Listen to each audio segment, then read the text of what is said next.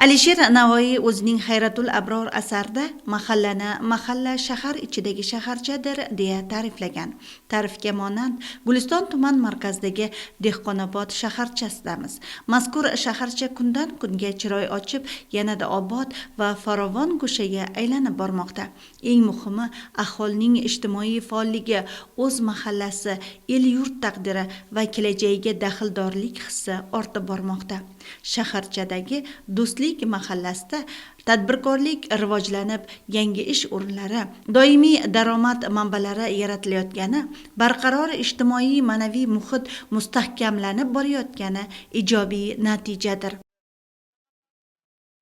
Korxonamiz dastlab 2023-yilda 8 nafar ishsiz ayollarni bandligini ta'minlab o'z bilan birgalikda boshlagan. Tuman hokimligi tomonidan amaliy ko'maklar ko'rsatilgan.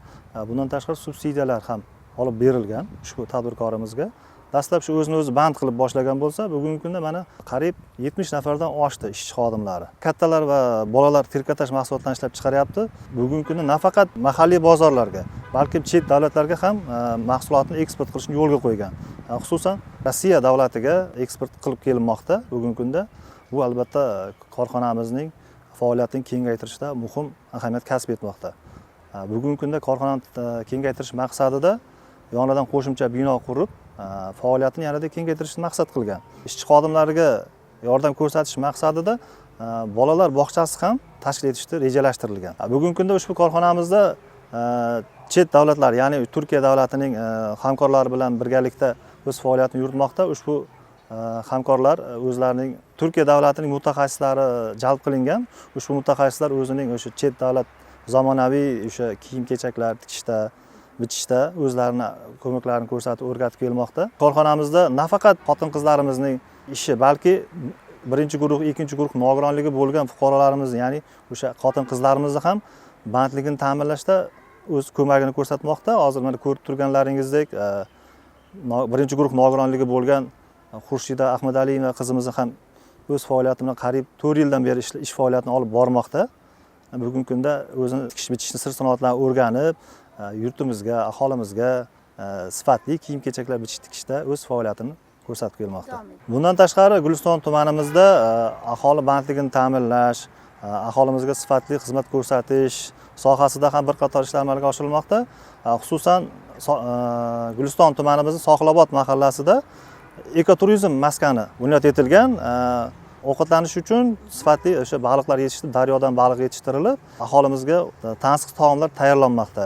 Nafaqat aholiga, balki qo'shni viloyatlardan ham tashrif buyurishadi ushbu ovqatlanish maskanlarimizga.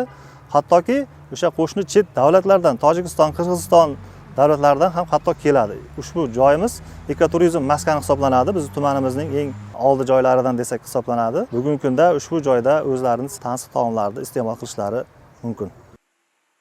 Gulchehra Nodirova mana qariyb 3 yildirki mazkur mahallada tikuvchilik sexi ochib faoliyat olib bormoqda. Tikuvchilik sexida ayni kunda 80 nafarga yaqin xotin-qizlar bandligi ta'minlangan. Kelgusida Gulchehra tadbirkorlik faoliyatini yanada kengaytirib, yanada ko'plab xotin-qizlarni ish bilan ta'minlash niyatida. Men shu yoshligimdan tikuvchilikka qiziqqanman. O'zim sekin-sekin tikuvchilik sohasida ishlay boshlaganman. Keyin tekstilga ishga kirganimda bu tekstil sohasiga juda qiziqib qoldim. Bu tekstilda ishlayotganimda turklar bilan ko'rishdim, uchrashdim, ular bilan tanishdim, oilaviy do'st bo'ldik. So'ngra sekin reja tuzishni boshladik. Atrofimda tanishlarimiz, dugonlarimiz, o'zim kabi ayollar ko'p edi, tikuvchi ayollar ko'p edi.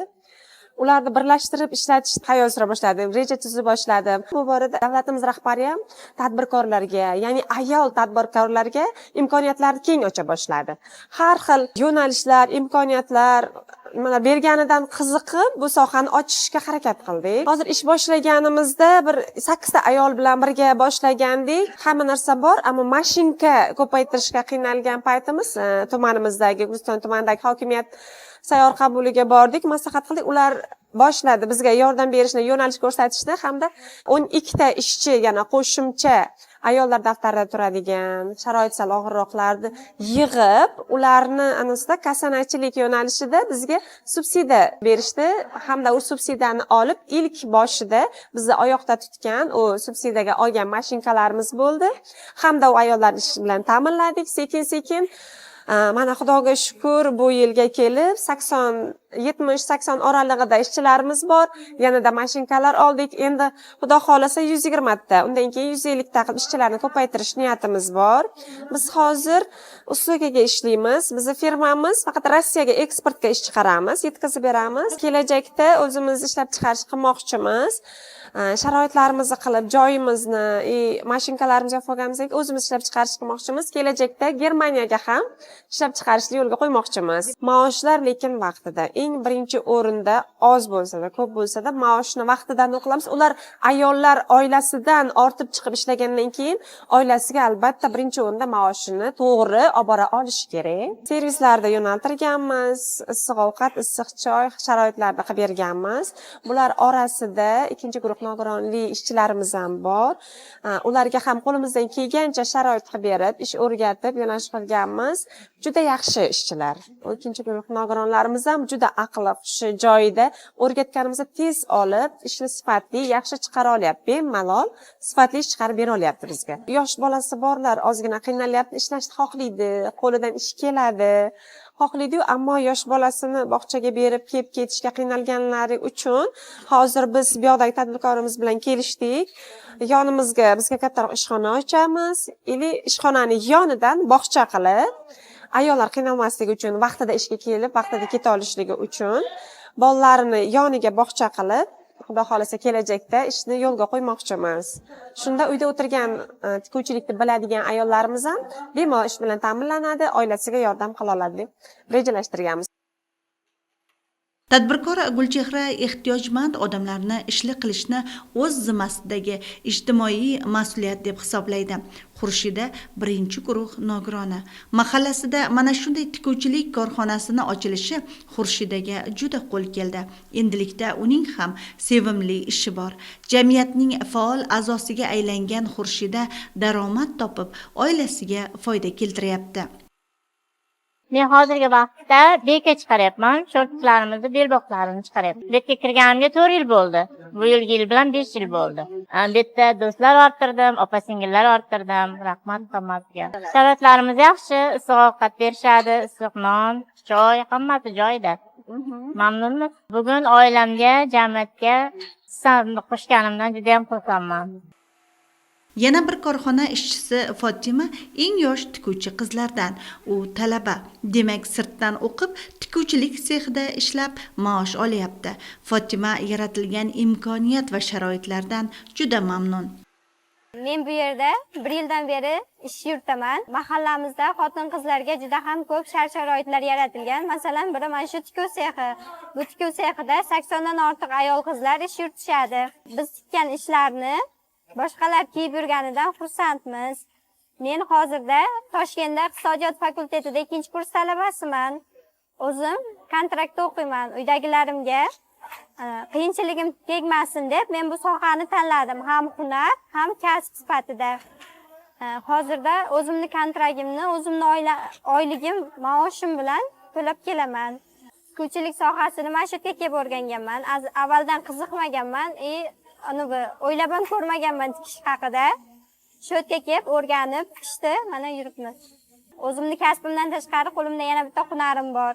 Harakat qilish kerak. Ayniqsa hozirgi vaqtda yoshlarga ko'proq ishonch berilgan prezidentimiz tomonidan. Kelajakda o'zimni sohamni yetib, mutaxassisi bo'lib chiqish. Tumanimizda bu sohada hozircha kam joy.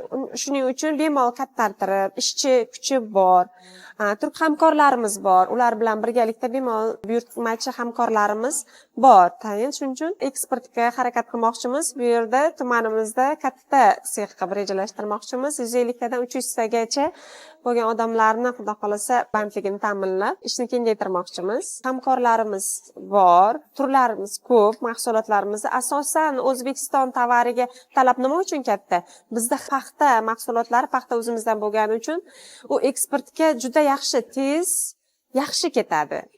Chetdagi misol Rossiya bo'lsin, Germaniya bo'lsin, talab yaxshi O'zbekiston mahsulotlariga. Chunki paxtali bo'lgani uchun, sog'lom bo'lgani uchun bunga talab katta. Xudo xolasa kelajakda rivojlanish osonroq bizning O'zbekistonda tekstil sohasida.